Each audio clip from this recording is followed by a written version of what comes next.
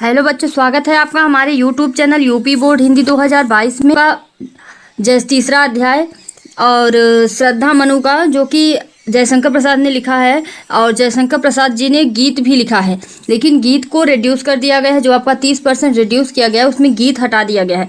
तो आपको सिर्फ श्रद्धा मनु पढ़ना है, जो कि ये श्रद्धा मनु है, इसको आपको पढ़ना है। अब चलिए स्टार्ट करते हैं। कौन तुम संस्कृत जलनिधि तीर, तरंगों से फेंकी मणि, कर रहे निर्जन का चुपचाप, प्रभा की धारा से अभिषेक, मधुर विश्रांत और एकांत। इसमें देखिए, कौन तुम संस्कृत जलनिधि तीर यानी कि श्रद्धा, इसमें श्रद्धा और मनु की कहानी है। तो श्रद्धा मनु से प्रश्न करती हैं। श्रद्धा मनु से कहती हैं कि तुम कौन हो, जिस प्रकार सागर की लहरें संस्कृत जलनिधि तीर तरंगों से फेंकी मणि एक, जिस प्रकार सागर की लहरें अपने तरंगों से मड़ियों को अपने किनारे पर फेंक देती हैं, उसी प्रकार संसार रूपी सागर की लहरों द्वारा इस निर्जन स्थान में फेंके गए तुम कौन हो। कर रहे निर्जन का चुपचाप, प्रभा की धारा से अभिषेक, मधुर विश्रांत और एकांत। उसी प्रकार तुम चुपचाप बैठकर इस निर्जन स्थान को अपनी आभा से आलोकित कर रहे हो, सुशोभित कर रहे हो, जैसे सागर तट पर पड़ी हुई मणि। जिस प्रकार सागर तट पर पड़ी हुई मणि अपनी आभा से पूरे सागर को सुशोभित करती रहती है, उसी प्रकार तुम इस निर्जन स्थान में पड़ी हुई मणि के समान, इस सागर तट पर पड़ी हुई मणि उसके निर्जन तट को आलोकित कर रहे हो। श्रद्धा कहती है, हे अपरिचित, तुम मुझे मधुरता नीरवता से परिपूर्ण इस संसार से सुलझे हुए रहस्य की भांति प्रतीत हो रहे हो। श्रद्धा का मनु से कोई परिचय नहीं है, इसलिए वह उसे अपरिचित कहती है।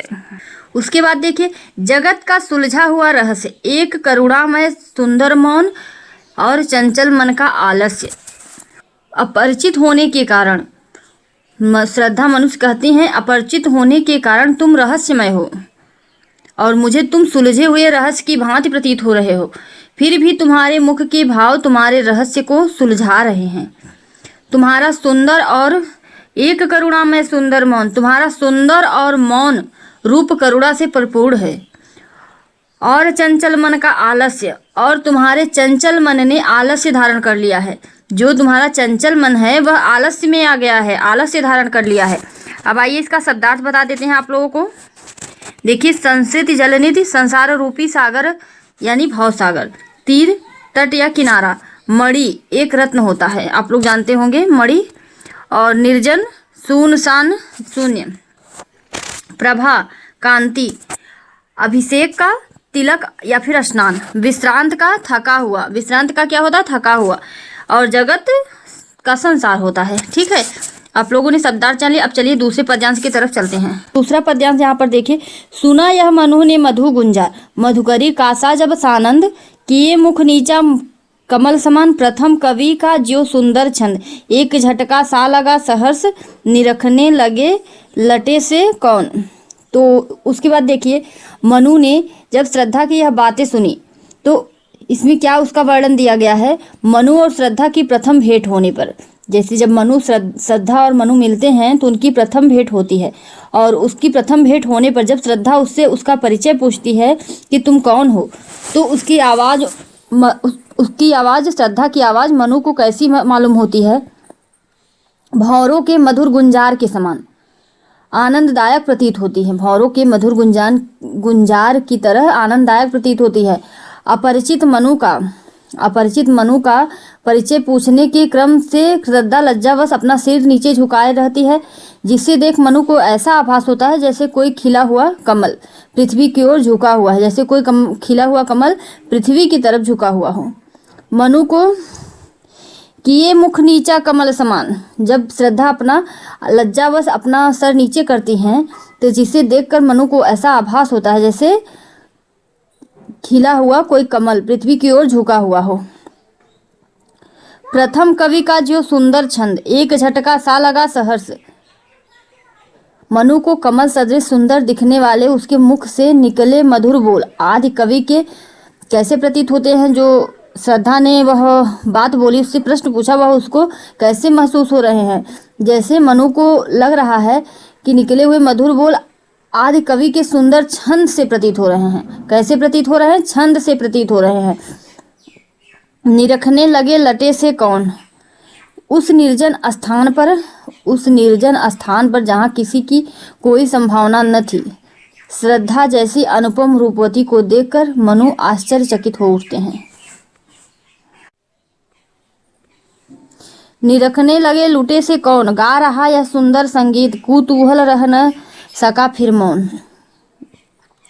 उस निर्जन स्थान पर जहाँ किसी के होने की कोई संभावना न थी, श्रद्धा जैसी सुंदर अनुपम रूपवती को देखकर मनु आश्चर्यचकित हो उठते हैं और उनका मलिन मुख निखर उठता है।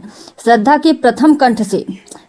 के कंठ से निकले गीत, यानी कि श्रद्धा के गले से जो गीत गा रही थी, जो श्रद्धा के गले कंठ से निकले गीत सदृश बोल का उन पर ऐसा प्रभाव पड़ता है।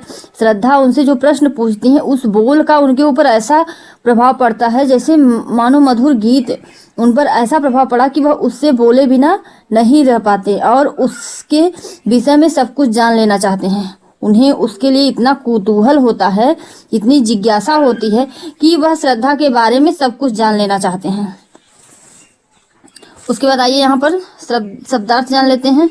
देखिए, मधु का मधुर या मीठा होता है, गुंजार का गूंज होती है, मधुकरी भ्रामरी, सानंद का आनंद सहित, और प्रथम कवि यानी आदि कवि या फिर वाल्मीकि, और झटका धक्का या फिर झोंका, सहर्ष खुशी के साथ, और निखरना का संवरना होता है, कुतूहल यानी जिज्ञासा। ठीक है, चलिए अपने अगले पद्यांश की तरफ चलते हैं। यहाँ पर देखिए तीसरा पद्यांश, और देखा वह सुंदर दृश्य, नयन का इंद्रजाल अभिराम, कुसुम वैभव में लता समान, चंद्रिका से लिपटा घनश्याम, हृदय की अनुकृति ब्राह्म उदार, एक लंबी काया उन्मुक्त, मधु पवन क्रीड़ित जो शिशु साल, सुशोभित हो सौरभ संयुक्त, मसृण गांधार देश के नील, रोम वाले मेसों के चर्म। अब देखिए, और देखा वह सुंदर दृश्य, यानी कि श्रद्धा की सुमधुर ध्वनियों को सुनने के बाद, जब श्रद्धा वह बोलती हैं, उसकी मधुर ध्वनियों को सुनने के बाद जब मनु का ध्यान उसके रूप की ओर गया, जब मनु का ध्यान वह सब कुछ देखने के बाद, यानी कि उसकी आवाज के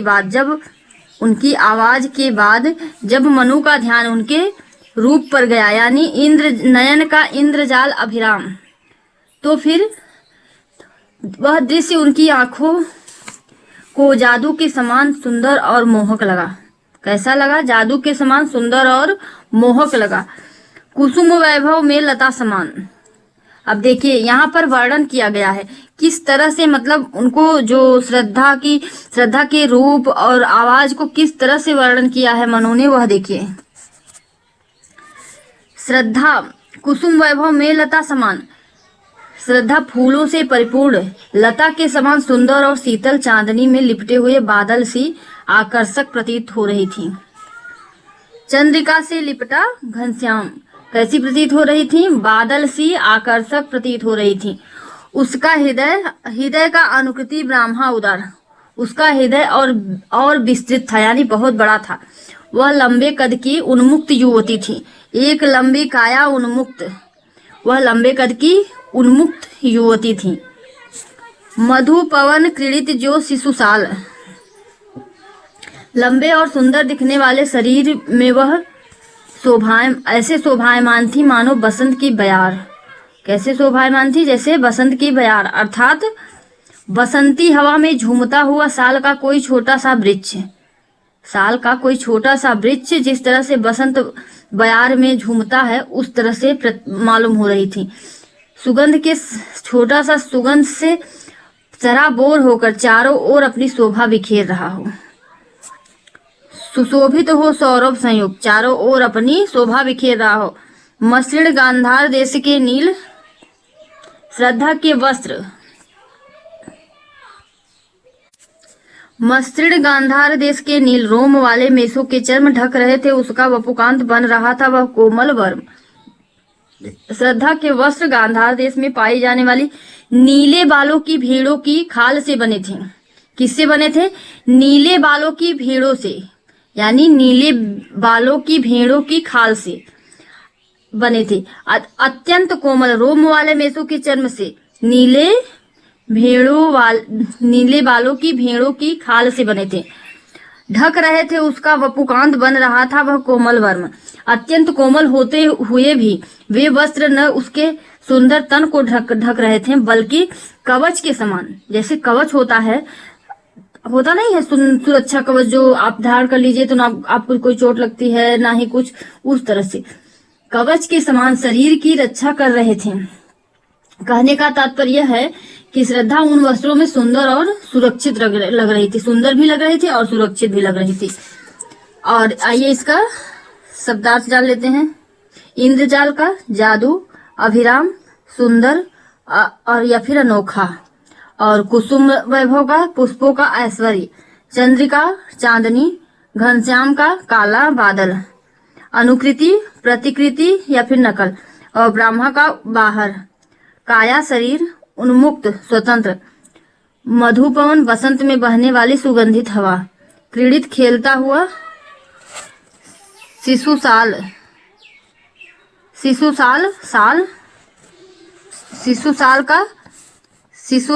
साल का छोटा सा वृक्ष, सौरभ संयुक्त सुगंध से युक्त। चलिए इसका भी शब्दार्थ पूरा हो गया। अब तीसरे में चलते हैं अपने पर। देखिए चौथा पद्यांश, यहाँ पर देखिए चौथा पद्यांश। नील परिधान बीच सुकुमार, खुल रहा मृदुल अधखुला अंग, खिला हो ज्यों बिजली का फूल, मेघवन बीच गुलाबी रंग, आह वह मुख पश्चिम के व्योम, बीच जब घिरते हो घनश्याम, अरुण रवि मंडल उनको भेद दिखाई देता हो छविधाम। आइए इसका अर्थ अच्छे से आपको बताते हैं। जब मनु के भाव की अभिव्यक्ति करते हुए, यानी कि जयशंकर प्रसाद जी मनु के भाव की अभिव्यक्ति यानी कि दर्शाते हुए कहते हैं कि श्रद्धा जब भेड़ के चर्म को पहने हुए नीले वस्त्र में, जब श्रद्धा नीले बालों वाली भेड़ के खाल से बने वस्त्र जो पहनी हुई थी उसमें अत्यंत आकर्षक दिख रही है। खुल रहा मृदुल अधखुला अंग, और उस वस्त्र को पहने हुए उसके मध्य कहीं कहीं दिखाई दे रहे उसके कोमल अंग ऐसे प्रतीत हो रहे थे। वह जो वस्त्र पहनी थी नील परिधान वाला, वह उसमें से थोड़ा थोड़ा छेदा होता है, तो वह उसका अंग जो दिखाई दे रहा था वह ऐसा प्रतीत हो रहा था जैसे वे खिला हो जो बिजली का फूल, मेघवन बीच गुलाबी रंग, जैसे वे नीले बादलों के समूह में चमकती हुई बिजली के गुलाबी गुलाबी फूल हों। आह वह मुख पश्चिम के व्योम, जब घिरते हो घनश्याम, अरुण रवि मंडल उनको भी दिखाई देता हो छविधाम। नीले वस्त्र के मध्य श्रद्धा के लालिमा युक्त तेज मुख को देख ऐसा आभास होता है मानो सांझ के समय काले बादलों को भेद कर चारों ओर लाल किरणें बिखेरता हुआ सूर्य शोभायमान हो रहा। उसके बाद देखिए इसका अर्थ जान लीजिए। कुछ कठिन शब्द होते हैं जिनका अर्थ यहाँ पर हम आपको बताते हैं। यह नील का यानी नीला परिधान वस्त्र होता है। परिधान का क्या होता है? वस्त्र। सुकुमार का अति कोमल, मृदुल कोमल, मेघवन बादलों का समूह, व्योम आकाश होता है, अरुण लाल, रवि सूर्य, छविधाम सौंदर्य का भंडार। पांचवा देखिए यहाँ पर, घिर रहे थे घुंघराले बाल अंश अवलंबित मुख के पास, नील घन सावक से सुकुमार सुधा भरने को विध कोई पास, और उस मुख पर वह मुसक्यान रक्त किसलय पर ले विश्राम, अरुण की एक किरण अम्लान अधिक अलसाई हो अभिराम। इसका चलिए अर्थ जान लेते हैं। घिर रहे थे घुंघराले बाल अंश अवलंबित मुख के पास। श्रद्धा के बाल सुंदर और घुंघराले थे, और वे जो घुंघराले बाल सुंदर और घुंघराले बाल थे वे उसके चेहरे से होकर कंधों पर ऐसे झूल रहे थे मानो नील घन सावक से सुकुमार, ऐसे झूल रहे थे मानो अमृत पान हेतु नन्हे बादल सागर तल को स्पर्श करने की कोशिश कर रहे थे। कैसे हो रहे थे? जैसे सागर तल को स्पर्श यानी छूने की कोशिश कर रहे हों। सुधा भरने को विधि कोई पास, और उस मुख पर वह मुस्कान, उसके सुंदर मुख पर बिखरी हुई मुस्कान को देख ऐसा आभास होता है, उसके सुंदर मुख पर बिखरी हुई मुस्कान को देख ऐसा आभास हो रहा था जैसे रक्त किसलय पर ले विश्राम, अरुण की एक किरण अम्लान, अधिक अलसाई हो अभिराम। जैसे सूर्य की कोई अलसाई सी उज्जवल किरण लाल नवीन कोपल पर विश्राम कर रही हो, लाल प्रवीण कोपल पर विश्राम कर रही हो। आपको बता देते हैं शब्दार्थ जो है, अंश का कंधा होता है, अवलंबित का आश्रित होता है, और घन सावक का शिशु बादल, सुधा का अमृत, विधु का चंद्रमा, रक्त किसलय लाल कोपले, अम्लान यानी उज्जवल, अलसाई आलस्य से पूर्ण। ये पांचवा भी पूरा हो गया। छठा में चलते हैं। यह रहा छठा पद्यांश। कहा मनु ने नभ धरणी बिच, बना जीवन रहस्य निरूपाय, एक उल्का सा जलता भ्रांत, शून्य में फिरता हूं असहाय। श्रद्धा की जिज्ञासा को शांत करने के उद्देश्य से मनु अपना परिचय देते हुए कहते हैं कि श्रद्धा जो उनके बारे में जानने के लिए बहुत जिज्ञासु थी, तो उसकी जिज्ञासा को शांत करने के लिए उद्देश्य से मनु ने अपना परिचय देते हुए कहा कि इस पृथ्वी पर, कहा मनु ने नभ धरणी बिच बना जीवन रहस्य निरूपाय। मनु ने कहा कि इस पृथ्वी और आकाश के मध्य भटकता हुआ मेरा जीवन रहस्य बन गया है। इस पृथ्वी और आकाश के बीच भटकता हुआ मेरा जीवन क्या बन गया है? रहस्य बन गया है। किंतु मैं इसी स्थिति में जीने के लिए विवश हूँ। एक उल्का सा जलता भ्रांत, शून्य में फिरता हूँ असहाय। मुझे उबरने का कोई मार्ग नहीं सूझता। जिस प्रकार एक उल्का, उदाहरण देते हैं मनु जो है वो उदाहरण देते हैं, किस तरह से? जिस प्रकार एक उल्का शून्य में यूं ही भटकता फिरता है। उल्का यानी पिंड होता है जो आसमान में फिरता रहता है, उसी प्रकार मैं भी इस धरती पर तरह तरह की मुसीबतों को झेलता हुआ असहाय और अकेला भटक रहा हूँ।